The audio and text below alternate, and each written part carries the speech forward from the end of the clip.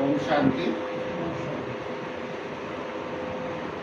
आज 12/8/2023 का वाणी है। बाबा ने कहा, मीठे बच्चे, 21 जन्मों के लिए पुण्य का खाता जमा करना है। योग बल से पापों के खाते को भस्म करना है। इसलिए अंतर्मुखी बनो। क्या कहा बाबा ने? 21 जन्मों के लिए पुण्य का खाता जमा करना है। योग बल से पापों के खाते को भस्म करना है। इसलिए अंतर्मुखी बनना है। जब तक हम अंतर्मुखी नहीं बनेंगे, पुण्य का खाता जमा नहीं होगा। इसलिए कहा जाता है अंतर्मुखी सदा सुखी, बाह्यमुखी सदा दुखी। क्योंकि अंतर्मुखी होने के बाद हम रियलिटी का एहसास करते हैं, अंतर जगत की यात्रा का अनुभव करते हैं। आत्मा के रियलिटी का भान होता है, आत्माभिमानी की स्थिति होती है। बात समझे ना? परमात्मा भान में होते हैं, देह और देह के दुनिया से परे होते हैं।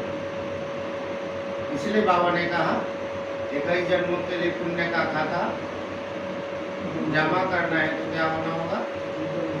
अंतर्मुखी। आज का प्रश्न, इस श्रीमत का पालन करने से वाणी से परे जाने का पुरुषार्थ सहज हो जाएगा। क्या बाबा बोला? इस श्रीमत का पालन करने से वाणी से परे जाने का पुरुषार्थ सहज हो जाएगा। उत्तर बोलिए। अंतर्मुखी रहना होगा। हाँ, अंतर्मुखी रहना होगा। बाबा के श्रीमत पर चलना होगा। बाबा के श्रीमत पर चलना होगा। बाबा तो वही तो बात है, किस श्रीमत का पालन करने से। उस श्रीमत पर भी कौन सा श्रीमत पालन करने से हम वाणी से परे जाने का पुरुषार्थ सहज हो जाएगा। तो बाबा ने उत्तर दिया, श्रीमत कहती है बच्चे अंतर्मुखी हो जाओ। श्रीमत क्या कहती है? अंतर्मुखी हो जाओ, बाहर से कुछ भी ना बोलो।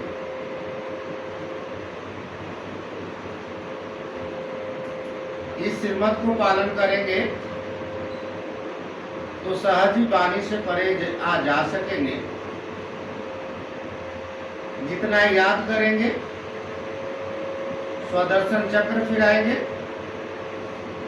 उतना कमाई जमा होती जाएगी। शिव बाबा को याद करने से क्या होगा? कमाई जमा होगी। तो यहाँ कमाई बाबा को याद करने से भी, बाबा का ज्ञान सुनने से भी। यहाँ की कमाई कैसे होती है? बाबा का ज्ञान सुनाने से भी। बात समझे ना? बाबा का याद किसी को दिलाए तो भी आपकी कमाई हो। बात समझे ना? यही तो एक धंधा है अराउंड द बाबा। बाबा को याद किया तो कमाई, याद करवाया तो कमाई, ज्ञान सुना तो कमाई, ज्ञान सुनाया। बाबा कहता है ये भी धंधा में समय निकाल करके दो। तो बाबा कहते हैं जितना याद करेंगे, स्वदर्शन चक्र फिराएंगे, उतना कमाई जमा होती जाएगी। याद के लिए अमृत वेला का समय बहुत अच्छा है।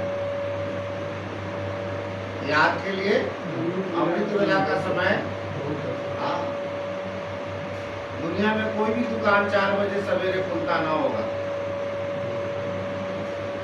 ठीक है ना। पीएमसीएच के बगल में दवा का दुकान खुला रहता है, चाय का भी दुकान खुला हुआ रहता है। बात समझे ना,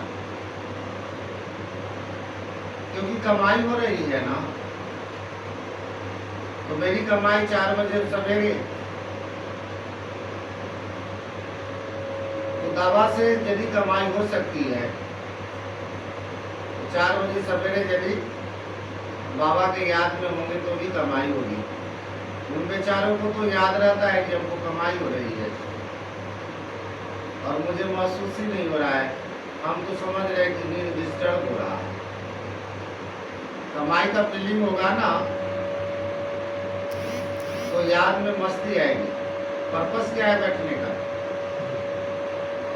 बात समझे ना। इसलिए बाबा कहते हैं याद के लिए अमृत वेला का समय बहुत अच्छा है। उस समय उठकर अंतर्मुखी बन आत्मा स्वरूप में स्थित होकर बैठ जाओ। जब उठते हैं तो किस स्वरूप में आप बैठना है, आत्मा स्वरूप में बैठते हैं। और हम 3.5 हाथ के शरीर के साथ बैठ जाते हैं, बात समझे। क्योंकि जब तक आत्मवान नहीं होगा तो बाबा से करंट नहीं मिलेगी, बात समझे ना। आपने पंखे को जोड़ दिया तार से, और तार का ऊपर का रबर हटाया ही नहीं, और पंखा नहीं चलेगा तो पंखा में गड़बड़ी है क्या? क्योंकि रबर के कारण जो है करंट प्रवाह नहीं हो रही, बात समझे ना। बोर्ड भी ठीक है, पंखे भी ठीक है, तार भी ठीक है, गड़बड़ क्या है? गड़बड़ क्या है? क्योंकि हम जो रबर था उसको हटाया नहीं, क्योंकि नॉन मेटल मेटल, करंट प्रवाह तो मेटल के साथ होगा। और नॉन मेटल को हम हटाए ही नहीं। उसी प्रकार हम यदि अमृत वेला बैठते हैं, बाबा भी शक्ति देने के लिए बैठा हुआ है, हम भी लेने के लिए बैठा है। यदि मुझे सवेरे शक्ति नहीं मिल रही है तो गड़बड़ी कहाँ है? बाबा में। कहावत है देहात में चले ना पे आंगन बाटे। मुझे चलने नहीं आ रहा थे और हम अंगना कोई करते टेढ़ा है, टेढ़ा हम चल रहे। तो कहावत किसी ने बना दिया, चले ना आवे आंगन बाटे। बात समझे ना। तो अमृत वेला हम विधिवत नहीं बैठते। तो मेरा यहाँ रबर क्या हो गया, early in the morning rubber सहित कनेक्ट करने की कोशिश करते हैं, कनेक्ट नहीं। तो मेरा ये शरीर जो है क्या का काम करेगा, रबर का काम करेगा। तो पहले चाकू लीजिए और रबर उतारिए। तो किचन के चाकू से उतारेंगे, छीलेंगे शरीर को नहीं, जब नींद की सुस्ती आएगी तो नोकीला चाकू। ज्ञान तलवार है, ज्ञान चाकू है। उस ज्ञान चाकू से शरीर की रबर को छीलिए। हम बिना छिले बैठ जाते, बात समझे ना। तो दे और दे के दुनिया में टावर पकड़ लेता है। उस समय भी टावर चला जाता है दे और दे। हाँ उस समय में, लेकिन ज्ञान चाकू है ना, तलवार है ना, उससे हमको क्या करना है, इस देवान को छीलना है। अब छीलेंगे तो अंदर से क्या निकलेगा, आत्मा। अब कनेक्ट कीजिए ना, करंट इतनी अच्छी आएगी, मजा आ जाएगा। अतीन्द्रिय सुख, बात समझे ना, देह से परे हो जाएंगे। इंद्रियां तो देह में है ना, इसको कहते हैं अतीन्द्रिय सुख। अभी जो नींद आ रही थी इंद्रिय सुख था, बड़ा आनंद आ रहा था, आंख को भी, हाँ सबको आनंद आ रहा था। इस आनंद के चक्कर में वो आनंद नहीं लिए। तो अतीन्द्रिय सुख यदि पूछना है तो गोप गोपियों से, गोपी बल्लभ के गोप गोपियों से पूछो। तो 4 बजे भोरवा में हमें उसकी विधिवत तैयारी करनी होगी, तभी उसकी करंट मिलेगी। और करंट ना मिला तो सुनंती कथंती वर्णन करंती अभगंती हो जाएगी। बात समझ रहे ना, चिलचिलाती धूप में, एकदम गर्मी में है, आज थोड़ा पंखा चालू कीजिए, हम लगा रहे, पंखा चल नहीं रहा है, कितना देर बैठेंगे? आशा में तो है कि अब चल जाए, अब चल जाए, अब चल जाए। क्या भाई पंखा खराब है? तो नहीं भाई, पंखा खराब ना चल रहा है, क्या करें? सुनंती कथंती वर्णन करंती, सबको 2-4 को बैठा भी लिया था, बैठो पंखा अब चल रहा है। बात समझे ना, अपने भागेगा, कितने को भगा भी देगा, ठीक है ना। इसलिए उसको ट्रेडर कहा जाता है। करंट ना मिला ना तो इसी लाइन में हम लग जाएंगे हम लोग, सुनंती कथंती वर्णन करंती और क्लियर हुआ। तो बाबा ने कहा उस समय उठकर अंतर्मुखी बन आत्मा स्वरूप में स्थित होकर बैठ जाओ। गीत की लाइन है, अभी आपने सुना बड़े प्यार से, तूने रात गवाई। तो आप कहेंगे रात तो सोने के लिए बना है, तो करे क्या? तो ये रात की बातें नहीं है। कौन रात की बात है? अंधकार की बात है। इसलिए इस रात के अंधकार से मुझे जगा रहा है, इसलिए कहते हैं तूने रात गवाया, सो के अब उठ जा।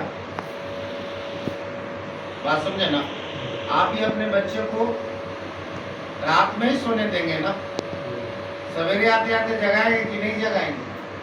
बेटा सवेरे हो गया, उठ जा। बात समझे ना, यदि ना उठेगा तो पानी छींटेंगे, कुछ तो उपाय करेंगे ना। तो बाबा भी कहता है तुम्हारी भी रात पूरा हो गया, अब सवेरा हो गया, अब उठ जा। क्योंकि दिन में कोई सोता नहीं है, तो संगम में बाबा उठाने के लिए आया है, इसलिए उसको रात्रि कहा जाता है, शिवरात्रि। जब रात्रि पूरी हो जाती है तो बाबा मुझे उठाने के लिए आता है। तो इसलिए बाबा ने गीत गाया, तूने रात गवाई सो के, ठीक ना। ओम शांति।